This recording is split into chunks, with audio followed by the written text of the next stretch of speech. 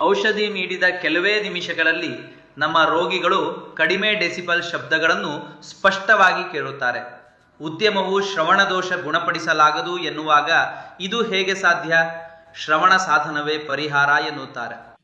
June-December 2025ರಲ್ಲಿ ನಾವು ಚಿಕಿತ್ಸೆ ನೀಡಿದ 704 ಕಿವಿಗಳ ಡೇಟಾ ಬಿಡುಗಡೆ ಮಾಡಿದ್ದೇವೆ.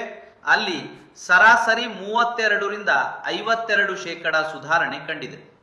ವೈದ್ಯಕೀಯ ಉದ್ಯಮವು ಶ್ರವಣ ಸಾಧನವೇ ಪರಿಹಾರ, ಶ್ರವಣ ನಷ್ಟ ಗುಣಪಡಿಸಲಾಗದು, 1% ಸಹ ಮರಳಿ ಪಡೆಯಲಾಗದು ಎನ್ನುವಾಗ ಇಷ್ಟು ದೊಡ್ಡ ಸುಧಾರಣೆ ಹೇಗೆ ಸಾಧ್ಯ? ಯಾಕೆಂದ್ರೆ ನಾವು ಸಮಸ್ಯೆಯ ಮೂಲ ಕಾರಣಕ್ಕೆ ಚಿಕಿತ್ಸೆ ನೀಡುತ್ತೇವೆ. ಸೆನ್ಸೋರಿನಲ್ ಶ್ರವಣ ನಷ್ಟವು ನರಗಳ ಸಮಸ್ಯೆ ಅಲ್ಲ, ಇದು ಕೇವಲ ಡೇಟಾ ನಷ್ಟ. ಶ್ರವಣ ಸಾಧನವು ಯಾರೊಬ್ಬರ ಶ್ರವಣ ಸಾಮರ್ಥ್ಯವನ್ನು ನಿರ್ವಹಿಸಲು ಅಥವಾ ಸುಧಾರಿಸಲು ಸಾಧ್ಯವಿಲ್ಲ.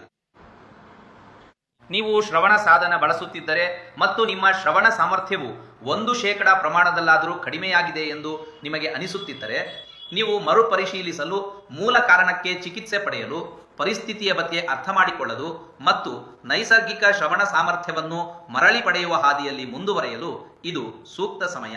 ಶುಭವಾಗಲಿ. ಧನ್ಯವಾದಗಳು. Srigiri Ayurvedic Hospital, redefining the future of hearing restoration.